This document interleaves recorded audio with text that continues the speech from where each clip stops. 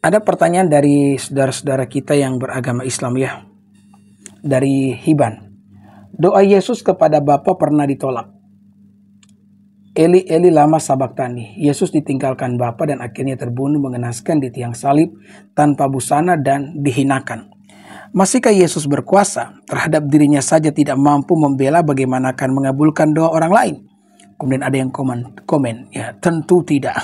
Saya pun jawab, ya lucu kalian berdua. Kenapa saya mengatakan lucu? Karena apa yang disampaikan ini adalah sesuatu yang salah jika dikatakan Yesus itu tidak berkuasa hanya karena mati di atas kayu salib. Perlu kita ingat, memang tujuan Yesus datang ke dalam dunia untuk mati di kayu salib. Itulah sebabnya kenapa dia menjadi manusia.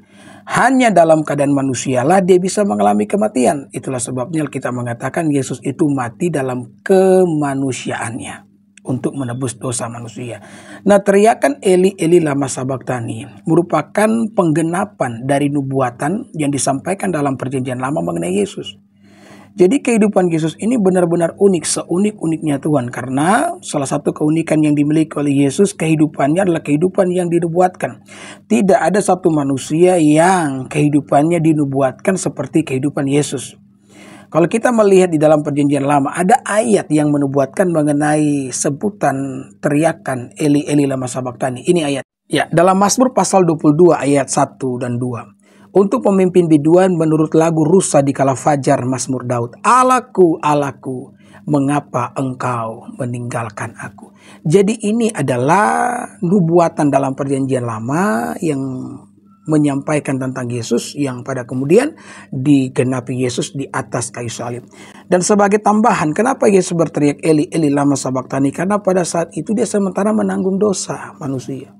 Sehingga Bapa memalingkan wajah daripada Yesus, meninggalkan Yesus untuk sesaat karena dosa-dosa yang sementara ditanggung Yesus di atas kayu salib. Dan satu lagi, Hiban mengatakan bahwa doa Yesus kepada Bapa pernah ditolak. Nah, saya akan tunjukkan ayat bahwa setiap doa yang Yesus naikkan itu di dalam persekutuannya, di dalam fellowship-nya dengan Bapa di sorga, itu selalu didengar. Ini ayatnya. Ibrani pasal yang kelima ayat yang ketujuh. Dalam hidupnya sebagai manusia, dengar ya, jadi Yesus itu berdoa dalam kemanusiaannya.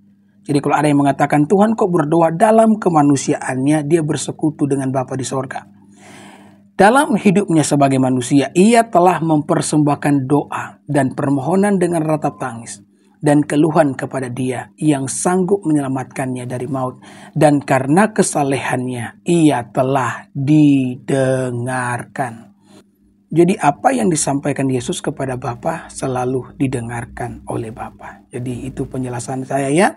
Terima kasih atas pertanyaannya. Sekali lagi ingat, walaupun kita beda agama, kita ini saudara dalam NKRI. Salam toleransi dan Tuhan Yesus memberkati. Shalom.